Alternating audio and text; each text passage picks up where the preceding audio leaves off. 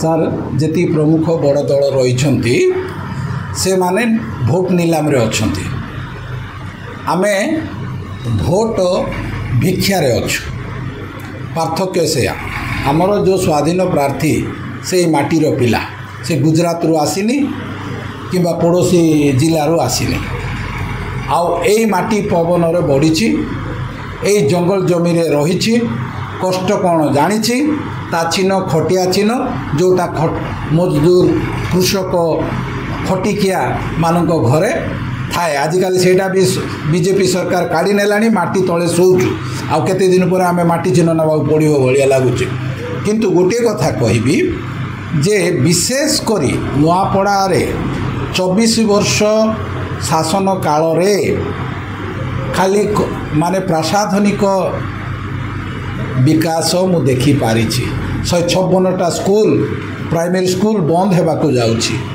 ଦାଦନର ଉତ୍କଟ ସମସ୍ୟା ରହିଛି। ରୋଜଗାର କହିଲେ ନୂଆପଡ଼ା ଜିଲ୍ଲାରେ ନାହିଁ। ନୂଆପଡ଼ା ଜିଲ୍ଲାରେ ଖଣି ଅଛି, ମଣି ଅଛି, କୃଷକ ପ୍ରଧାନ। ଉତ୍କଟ କୃତ୍ରିମ ସାର ସମସ୍ୟା। 31,000 ଟଙ୍କାର ଯେଉଁ 3100 ଟଙ୍କାର ମାନେ ଯେଉଁ ସର୍ବନିମ୍ନ ମୂଲ୍ୟ ସରକାର ଧାର୍ଯ୍ୟ କରିଥିଲା, ଚାଷୀମାନେ ପାଉନାହାନ୍ତି। ସେଇଥିପାଇଁ ଦାଦନ ଯାଉଛନ୍ତି।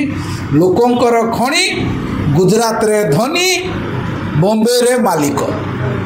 ଏଇ ଧାରାରେ ନୂଆପଡ଼ାରେ କ'ଣ ନାହିଁ, ସମସ୍ତ ସମ୍ପତ୍ତି, ସମସ୍ତ ମାନେ ପ୍ରାକୃତିକ ଦୟାରେ ନୂଆପଡ଼ା ଗୋଟିଏ ଧନୀ ଜିଲ୍ଲା ହେଲେ ମଧ୍ୟ ଆଜି ଲୋକ ପ୍ରାୟ 78ରୁ 80 ଭାଗ ଲୋକ ଗରିବ ଶ୍ରେଣୀରେ ଅଛନ୍ତି। ଖାଇପାରୁନାହାନ୍ତି। ନା ସ୍ୱାସ୍ଥ୍ୟର ଶିକ୍ଷା, ନା ଭିତ୍ତିଭୂମିର ବିକାଶ, ନା ଶିକ୍ଷାର ବିକାଶ। କ'ଣ ଫେସିଲିଟିସ୍ ଅଛି ଆଜ୍ଞା ନୂଆପଡ଼ାରେ? ଆପଣ କୁହନ୍ତୁ ସାମ୍ବାଦିକ ହିସାବରେ ଆଜି।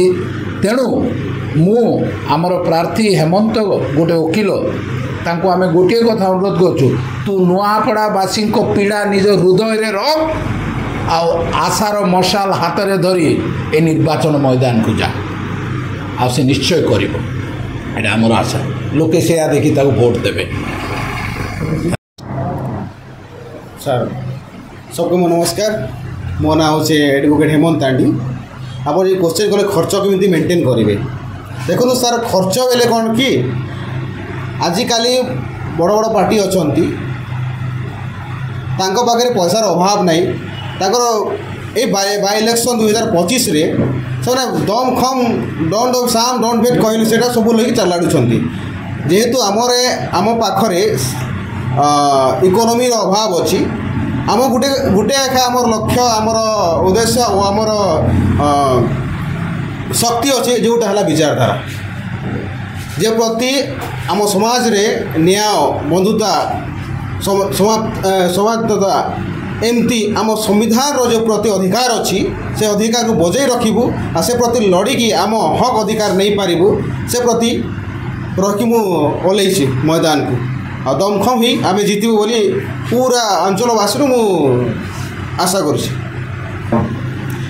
सार विगत मते हेलानी जन्मठू है 35 वर्ष हेलानी मु देखुची छोट छुआरू नहीं कि आज पर्यंत मु देखी आसी खटिखिया घर मु लेबर घर आसे, खटिखिया घर कृषक घर आसे।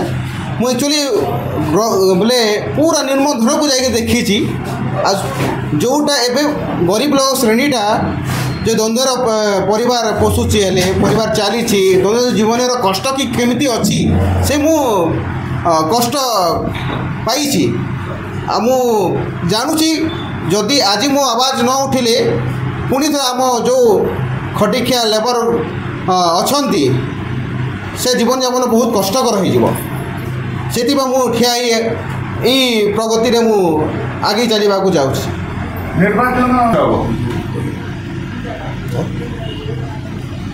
देखो सर विड़ा तो उठे कांधरे बोझटा अच्छी जे पर्यंत मुझे कष्ट को निज कष्ट रूप से कष्ट को दूर न करी से पर्यंत मो विड़ा को तले रखी।